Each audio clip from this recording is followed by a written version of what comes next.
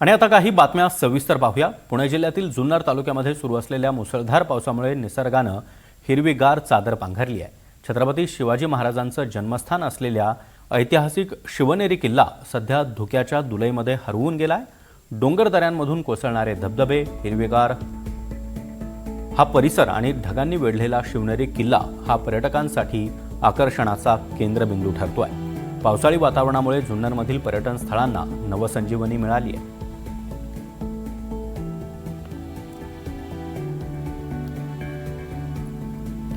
आणि याच शिवनेरी किल्ल्याच्या हिरवाईनं नटलेल्या या दृश्यांचा आढावा घेतला आमचे प्रतिनिधी अविनाश पवार यांनी।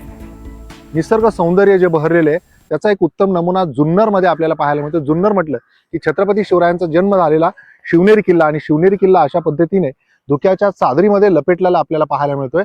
संपूर्ण जे धुकं आहे ते या किल्ल्याच्या भोवती, आणि त्यातलं नयनरम्य असा हा शिवनेरी किल्ला आपल्याला पाहायला मिळतोय। महाराष्ट्राचं आराध्य दैवत छत्रपती शिवरायांचा जन्म झालेला हा शिवनेरी किल्ला, प्रत्येकाला आस असते या किल्ला पाहण्याची, या किल्ल्याला भेट देण्याची। असा हा किल्ला जो आहे तो आता निसर्गाने नटलेला आणि सुंदर असा हा किल्ला, याचं दृश्य आपण पाहू शकतोय।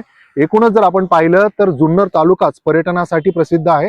या शिवनेरी किल्ल्याच्या पश्चिम भागामध्ये नाणेघाट, दाऱ्या घाट, इकडे माळशेज घाट अशा पद्धतीच्या अनेक जी ठिकाणे आहेत निसर्गरम्य, ती याच भागामध्ये मात्र शिवनेरी किल्ल्याचं दर्शन घेऊनच आपण पुढे जाऊ शकतो। हाच तो शिवनेरी किल्ला पावसामध्ये अशा पद्धतीने आपल्याला वेगळ्या रूपामध्ये आणि धुक्यात हरवलेला असा हा शिवनेरी किल्ला, अधूनमधून धुकं आणि त्यानंतर दिसणारा शिवनेरी किल्ला, असं सगळं नयन मनोहारी जे दृश्य आहे ते आम्ही तुम्हाला दाखवण्याचा प्रयत्न केलेला आहे।